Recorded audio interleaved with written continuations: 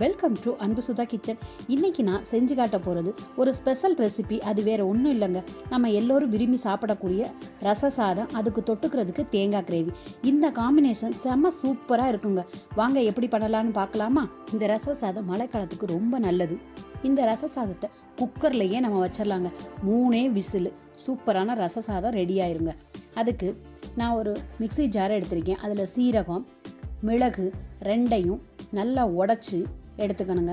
அதுக்கப்புறம் 3 பச்சை மிளகாய், 1 கைப்பிடி பூண்டு, ரசத்துக்கு எப்படி தட்டுறோமோ அதே மாதிரி கொரப்பாக அரைச்சி எடுத்து வச்சுக்கணும். கொரப்பாக அரைச்சதுக்கப்புறம் இதை ஒரு தனி பவுலுக்கு நம்ம மாற்றி வச்சுக்கணும்.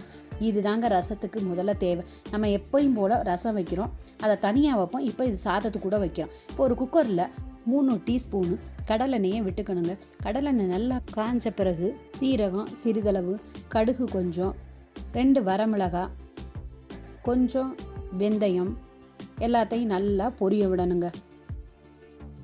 பொரிஞ்சதுக்கப்புறம் இது கூட கொஞ்சம் இதுக்கு தேவையான கருவேப்பிலையும் சேர்த்து நல்லா வதக்கிடுங்க. இப்போ 2 தக்காளி நல்லா கனிஞ்ச தக்காளியாக நறுக்கி வச்சுருக்கேன், அதையும் சேர்த்துக்கணும். கொஞ்சம் கொத்தமல்லி இலையும் சேர்த்து நல்லா வதக்கணுங்க.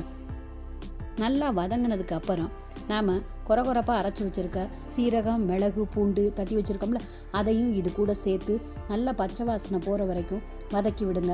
இப்போ இதுக்கு தேவையான புளியையும் கரைச்சி இது கூட சேர்த்துக்கணுங்க.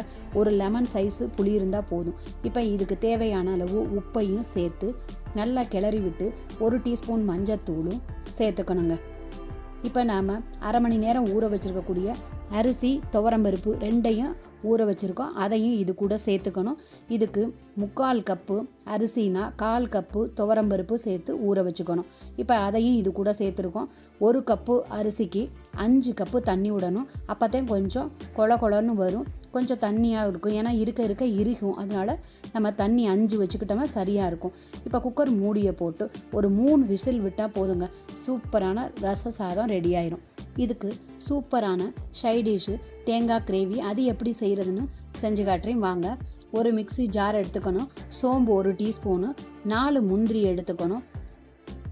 கொஞ்சம் தேங்காய் எல்லாத்தையும் சேர்த்து தண்ணி ஊற்றி நல்லா பேஸ்ட்டு போல் அரைச்சி எடுத்துக்கணுங்க. இந்த மாதிரி பேஸ்ட்டாக அரைச்சி அதை ஒரு பவுலுக்கு தனியாக மாற்றி ஊற்றி வச்சுக்கணும். இந்த ரச சாதத்தோட தேங்காய் கிரேவி தொட்டு சாப்பிடலாம், அவ்வளோ சூப்பராக இருக்குங்க. இப்போ ஒரு கடாயில் 3 டீஸ்பூனு கடலெண்ணெயை விட்டுக்கணும். நல்லா எண்ணெய் காஞ்சதுக்கப்புறம் நறுக்குன வெங்காயத்தை போட்டு பொன்னிறமாக வதக்கிக்கணுங்க. நல்லா வதங்கினதுக்கப்புறம் இது கூட கொஞ்சம் கருவேப்பிலையும் சேர்த்து வதக்கிக்கணும். இப்போ 1 தக்காளி கனிஞ்ச தக்காளியாக நறுக்கி வச்சுருக்கேன், அதையும் இது கூட சேர்த்து இதுக்கு தேவையான அளவு உப்பையும் சேர்த்து வதக்கணுங்க. தக்காளி வெங்காயம் எல்லாம் நல்லா வதங்கினதுக்கப்புறம் இது கூட 1 டீஸ்பூனு மஞ்சத்தூள் சேர்த்துக்கணும். இந்த தேங்காய் கிரேவிக்கு சாம்பார் பொடியே போதுமானது, அதனால் நான் சாம்பார் பொடி சேர்த்துருக்கேன். 1 டீஸ்பூனு மஞ்சத்தூள், 1/2 டீஸ்பூனு சாம்பார் பொடி, நிறத்துக்காக காஷ்மீர் சில்லியும் சேர்த்துருக்கேன். இப்போ நம்ம அரைச்சி வச்சுருக்க பேஸ்ட் இருக்குல்ல தேங்காய், அந்த பேஸ்ட்டை இது கூட நம்ம சேர்த்துக்கணும். இப்போ இதை நல்லா எல்லாத்தையும் ஒன்றா கிளறி உப்பு போதுமானு பார்த்துக்கணும். அது கூட தண்ணியும் சேர்த்துக்கணுங்க.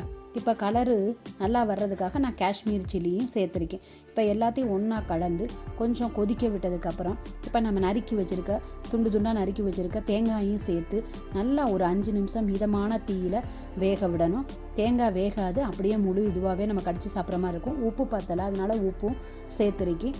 நல்லா அந்த சாரெல்லாம் போய், மிளகாய் சாரெல்லாம் போய் அந்த தேங்காய் கூட சேரையில் ருசி நல்லா இருக்குங்க. அதனால் இதை ஒரு 5 நிமிஷம் மிதமான தீயிலேயே நீங்கள் வேக விடுங்க. நல்லா வெந்ததுக்கப்புறம் கொத்தமல்லி இலையும் தூவி இறக்கணும்னா சூப்பரான தேங்காய் கிரேவி ரெடி.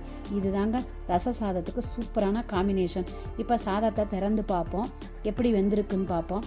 நல்லா குழைய வேக விட்டுறணும். 3 விசிலே நல்லா வெந்துடும். நல்லா சாதம் வெந்துருச்சு.